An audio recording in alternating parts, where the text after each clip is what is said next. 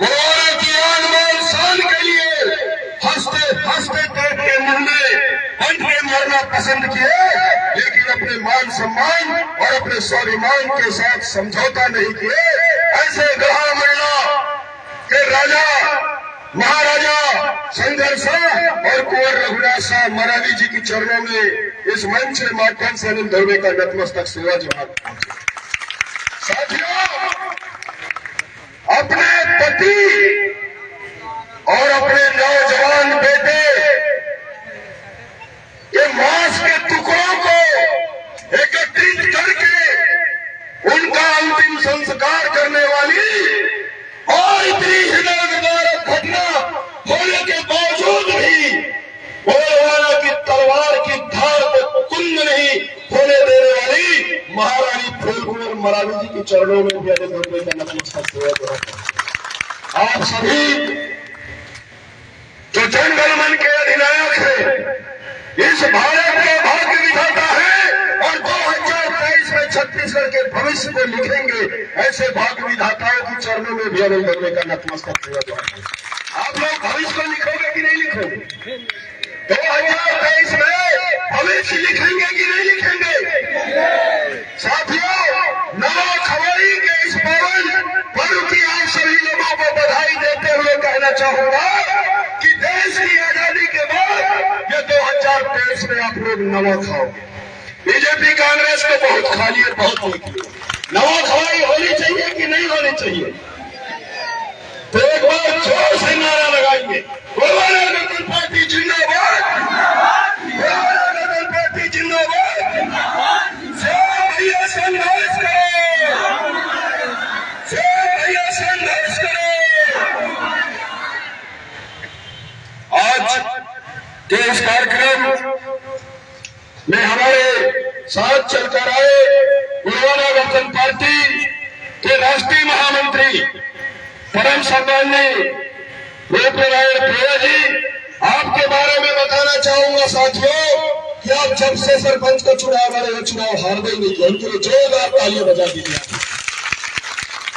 आप लोग पूरे मध्य प्रदेश के इतिहास में शायद पहले शख्सियत होंगे ये कि भारतीय संविधान का 72वां संशोधन होता है, मध्य प्रदेश ग्राम स्वराज अधिनियम लागू होती है, तब से सरपंच का चुनाव लड़े। आज तक सरपंच का चुनाव हारे चुनावी और उसे भी जनरल ग्राम पंचायत। साथ में हमारे साथ चल के आए गोलवाला गणतंत्र पार्टी के राष्ट्रीय महासचिव और हमारे विंध्य क्षेत्र के प्रभारी परम सम्माननीय राम प्रताप कुशवाहा जी, आपको भी इस मंच के माध्यम से हार्दिक हार्दिक वंदन अभिनंदन। मंचासीन गोलवाला गणतंत्र पार्टी छत्तीसगढ़ इकाई के प्रदेश अध्यक्ष बड़े भैया इंजीनियर संजय चमो जी, साथ में चलकर आए मध्य प्रदेश से तेज प्रताप सिंह उइके जी, गोलवाला गणतंत्र पार्टी मध्य प्रदेश इकाई के प्रदेश उपाध्यक्ष, साथ ही मध्य प्रदेश से ही चलकर आए गोलवाला गणतंत्र पार्टी मध्य प्रदेश इकाई के प्रदेश सचिव परम सम्माननीय अमित सिंह सेठिया जी, मंचासीन गोलवाला गणतंत्र पार्टी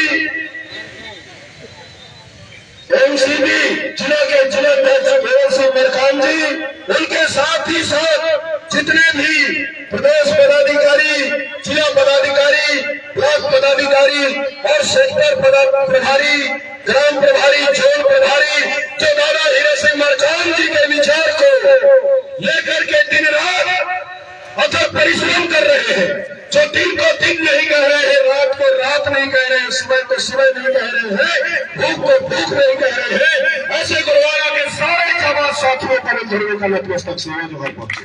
आज हमारा जो कार्यक्रम, इस कार्यक्रम को कवरेज करने वाले इलेक्ट्रॉनिक मीडिया, प्रिंट मीडिया के पत्रकार बंधु, साथ ही साथ जो छत्तीसगढ़ गवर्नमेंट की खुफिया इकाई LIB है, IB है, CID के साथी जो है, उनको भी इस मंच के माध्यम से हार्दिक हार्दिक सेवा जोहार पहुंचे।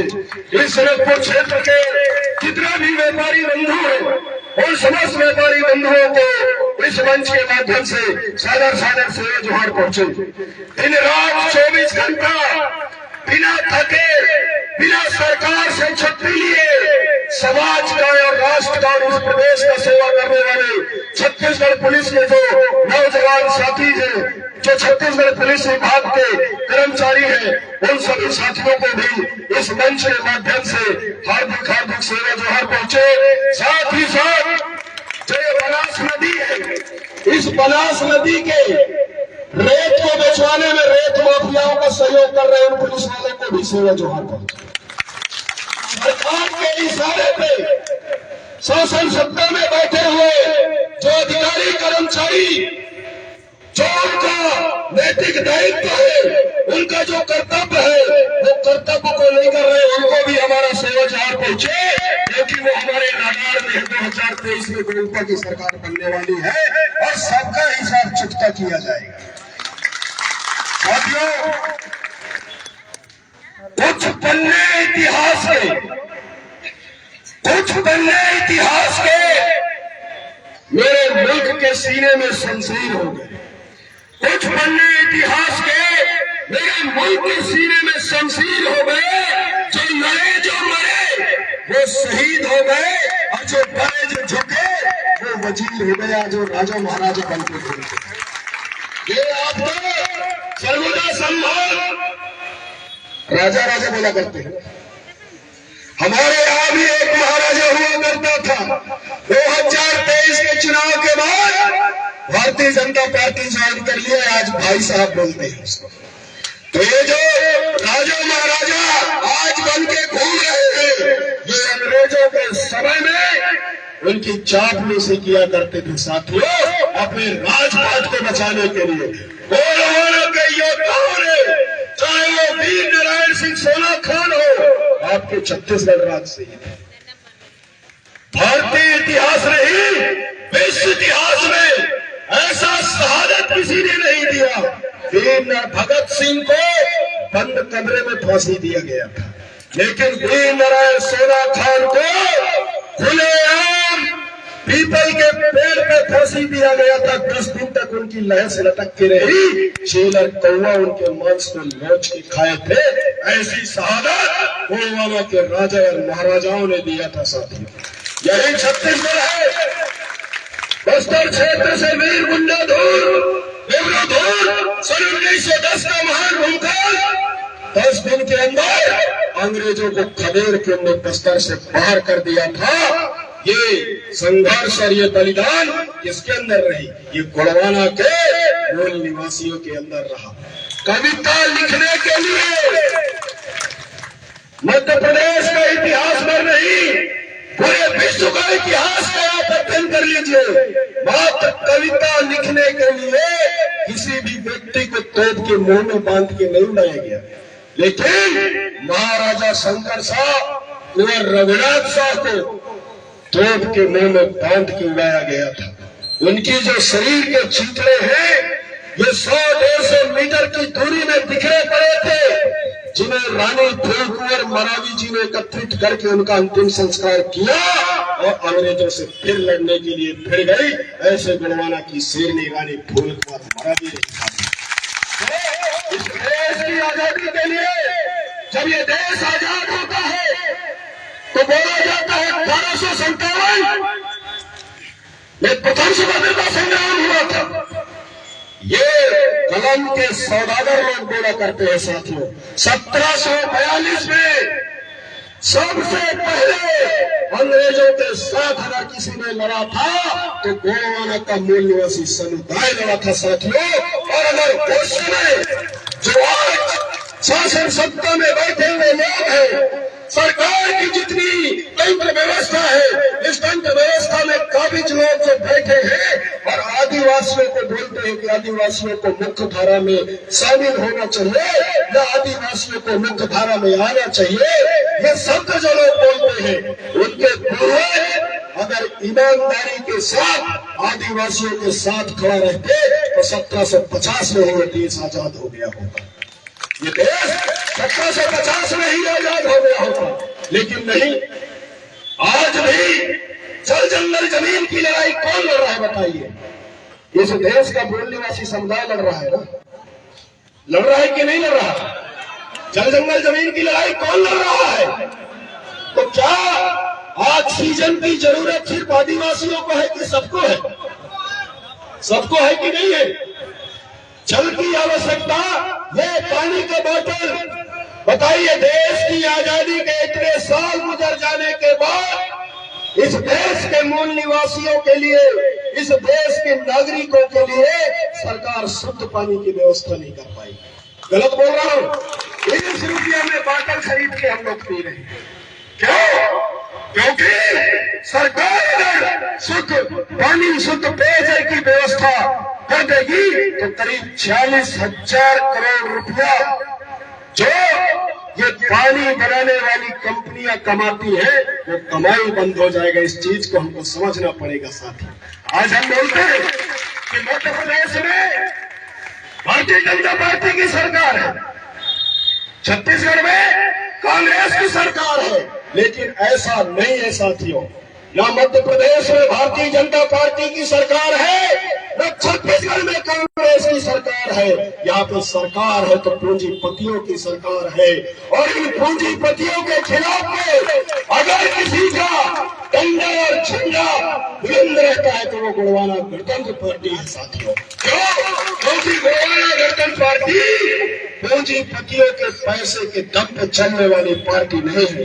ये गोंडवाना गणतंत्र पार्टी इस जमीन के जो मूल निवासी है, जो मूल निवासी समुदाय है, उनके सम्मानजनक जीविका के जो स्रोत है जल जंगल जमीन, इस जल जंगल जमीन को बचाने के लिए हमारे पुरखा लोग पहले भी शहीद हुए थे और आज भी हम शहीद होने के लिए तैयार हैं। लेकिन हमारे जल जंगल जमीन पे किसी की नजर नहीं लगने देंगे। ऐसे विचार को लेकर चलने वाले आप जैसे विचारवान लोगों के दम पे गोंडवाना गणतंत्र पार्टी चल रही है साथियों। निश्चित ही सन 1991 में लोग मेरे से पूछा करते हैं, जब मैं जाया करता हूं, खासकर जो मेरे नौजवान युवा साथी हैं, और ज्यादातर समय में बाहर जब जाता हूं तो हॉस्टलों में गुजारा करता हूं, युवाओं के बीच में रुका करता हूं ताकि उनको समझ सकूं, उनको पढ़ सकूं कि हमारा जो समाज की आने वाली पीढ़ी है इसका क्या सोच है, क्या विचार है करके। तो ज्यादातर युवा लोग कहा करते हैं मुझसे कि अनिल भैया, गोंडवाना गणतंत्र पार्टी को बने तो करीब 32 साल से ज्यादा हो गए, हम लोग आज तक सफल क्यों नहीं हो पाते? आज तक हम क्यों सफल नहीं हो पा रहे हैं? क्या हमको पार्टी का नाम बदल देना चाहिए, या जो हमारे लड़ने का तरीका है उसको बदल देना चाहिए? ये सवाल ज्यादातर युवाओं के माध्यम से आता है साथियों। तब मैं उन्हें बड़े प्रेम से समझाता हूं कि 10 दिसंबर सन 1990 को गोंडवाना के अमर शहीद वीर नारायण सिंह सोना खान जी के बलिदान दिवस के अवसर पर 10 दिसंबर सन 1990 में गोंडवाना आंदोलन के जो प्रबुद्ध वर्ग के लोग थे, बुद्धिजीवी वर्ग के लोग थे, जो उस समय इस आंदोलन को चला रहे थे, उन लोगों के दिमाग में ये विचार आया कि हमें एक राजनीतिक दल का गठन करना चाहिए। तो कब विचार आता है? 10 दिसंबर सन 1990 को वीर नारायण सिंह मरकाम जी के शहादत दिवस के अवसर पर, और 13 जनवरी सन 1991 को निर्वाचन आयोग से गोंडवाना गणतंत्र पार्टी का पंजीयन होता है और गोंडवाना गणतंत्र पार्टी जमीन में उतरती है। और 13 जनवरी के दिन भारतीय स्वतंत्रता संग्राम के इतिहास में सबसे पहले फांसी दिया गया था तिलका माझी जी को। उनके नाम से आप लोग जोरदार तालियां बजाइए। सबसे पहले इस देश के अंदर मंगल पांडे को फांसी नहीं दिया गया था। 13 जनवरी सन 1942 में तिलका माझी जी को फांसी दिया गया था। तो गोंडवाना गणतंत्र पार्टी का जो जन्म है साथियों, वो जन्म ही ऐसे महापुरुषों के बलिदान दिवस के अवसर पर हुआ है। तो इसका मतलब है कि हमको संघर्ष करना पड़ेगा। करना पड़ेगा, नहीं करना पड़ेगा? करना पड़ेगा ना। अगर हम अपने पुरखों की बात करते हैं, अगर हमको अपने दाई दादा बाबा के जमीन में हिस्सेदारी चाहिए तो उनके संघर्ष को भी हमको अपनाना पड़ेगा कि नहीं अपनाना पड़ेगा? बताइए, अपनाना पड़ेगा ना। अब बंटवारा तो चाहिए माँ बाप का, जमीन का बंटवारा माँ बाप का चाहिए, हमारे पुरखों के विरासत का हमको बंटवारा चाहिए, तो उनके संघर्षों की विरासत को हमको क्यों स्वीकार नहीं करना चाहिए? बताइए, करना पड़ेगा कि नहीं करना पड़ेगा?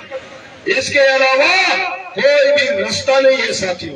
आज जो ये आदिवासी समुदाय है, देश की आजादी की लड़ाई में सबसे ज्यादा त्याग, तपस्या और बलिदान किसने किया? यहाँ का मूल निवासी समुदाय किया।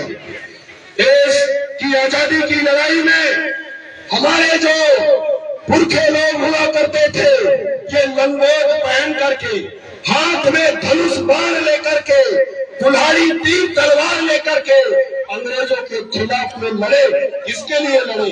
जल जंगल जमीन के लिए लड़े ना। किसके लिए लड़े? जल जंगल जमीन के लिए लड़े। लेकिन जब देश आजाद हो गया, देश की आजादी के बाद आज भी हम जल जंगल जमीन के लिए लड़ रहे हैं, इसका मतलब है कि देश की आजादी में हमें कुछ भी नहीं मिला, हमें कुछ भी नहीं मिला। आज देश की आजादी के बाद जो संघर्षों का दौर था, उसे बड़े गर्व के साथ क्रांति का नाम दिया जाता है। लेकिन आज जब आदिवासी समाज का व्यक्ति अपने जल जंगल जमीन के लिए लड़ता है, तो उसे